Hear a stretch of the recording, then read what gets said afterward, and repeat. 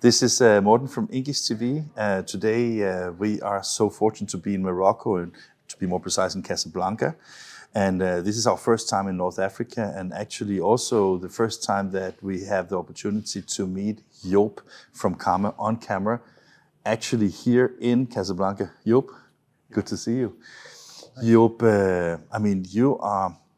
you came from Mallorca because you have a house there, but normally you live in Malaysia. Yeah, I live in Malaysia. Yeah. I have a big coverage of Asia Pacific, Middle East and Africa. I was just about to say that, because being responsible for sales in such a large area, you must travel a lot and you must see a lot of different companies, right?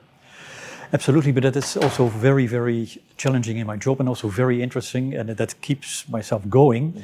And this is for the first time here at Direct Print in Casablanca, which is opening also my eyes, because I've never been here and I see what kind of huge quality they can achieve.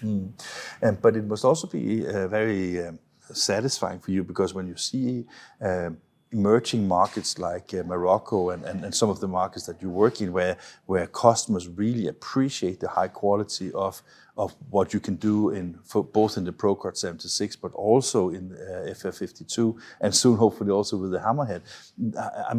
That must give you inspiration to go to even sell more, right? Yes, but what I also see that there is a lot of similarities all over the world. The globalization is everywhere.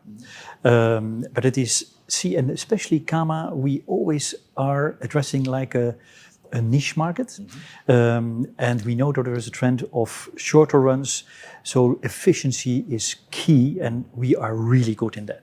So where we have our full range of programs is focused on, even for the die cutting, even the folder gluers, and later the Hammerhead also, it will be very, very being on the spot with quick production, quick changeover, and perfect quality. And because I think that when I have been talking to printing companies, especially in Europe and North America over the past many years, when we talk about the digital transformation and when we talk about the workflow automation area, it's always been because labor cost has been very expensive. And one of the reasons why I thought that maybe emerging markets were not so interested in the efficiency gain, but you basically say that is not the case anymore, right? Absolutely. I think, and it's today a proof that the emerging markets are leaping far ahead. And yes, in some cases they have an advantage with labor costs and everything, and efficiency and logistics, but the game remains the same. But it's very interesting to see how fast they can progress. Yeah. And as you say, we're here with Direct Print today, and this is a brilliant example. You just see the surroundings here, but then also some of the print samples that we will see in our English film that will soon be available. But there's nothing here that doesn't fit the market in America or in Europe, right? No. So if people think that this is not the quality level that you would see in other parts of it, that is simply not true either, right? Well, I think we have heard the stories that when you go to Morocco, it's only Sahara. When you go to Malaysia, it's only palm trees. Yeah, it is. Which I know is that. Totally. Oh, that's not true. Okay. That's absolutely not true. We have, and we could have seen this factory could be in the United States. This could be in Europe, but it is in Casablanca. Yeah. That is, of course, interesting. So let's talk a little bit about the technology that you are bringing to market, because Karma is, you have existed for many years, of course, but and also the technology you have in the market right now has been developed and sold for some years as well. But it seems to become more and more relevant, because with digital print, with short runs and all those, few more SKUs and more personalization, all the white labels and private labels and all these things, it seems that the product mix that you have today is very well fit for how the market is developing, right? Yeah, definitely. This year, Kama exists 130 years. And of course, a long time ago, we couldn't even foresee where Kama would be today.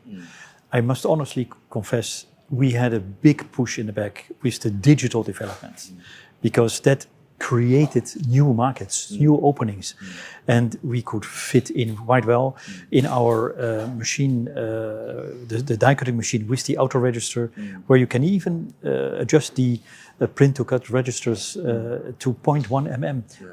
That was a few years back unthinkable. Yeah, yeah. Today we can bring it. And at the same time, you have a tool that can do fast changeovers from die cutting to hot stamping, right? Which is also unheard of, right? Yeah, absolutely. This is Yeah, I mean, so basically, and you have the knittings and what's it called, when you have the expansion on the ProCut 76, the packaging that comes out of it is like really super high quality in the blanking and stripping part of it, because you don't have the knits and you don't have anything that really destroys anything that makes it look super nice, right? Yeah. We are the only manufacturing company having a solution for printing the die cutting without stripping and blanking tools. Yeah, so you don't have the investment of make ready. You don't have to store it. You don't have to invest in all the toolings. It's perfect. Is that part of the ProCut 76, or is that an add-on? It's an add-on. Okay, so basically you configure it to your needs, because if you don't do packaging, of course you don't need it, right? What is so nice, I want to really emphasize that the ProCut, you can start with a die cutting machine. You can add on the foiling later, and you can add on the stripping and blanking also later. So it's the only modular machine in the world. That's super nice. And the FF52, which is it has been criticized a little bit for being too small and a little bit too slow compared to some markets. But if you look at it, the setup time basically that is literally 5-10 minutes, then you have a changeover, and that is for the type of boxes that is unheard of fast. So the combination of, let's say, a very efficient B2 sheet die cutter combined with a very fast setup of this makes it very interesting in short runs and even medium runs, right? We are proud to be, I think it's not an official record, but it's the fastest machine in changeover time in the world. Okay. Yeah, we can do it in 3.4 minutes from straight line to log bottom, and from log bottom to straight line. Perfect.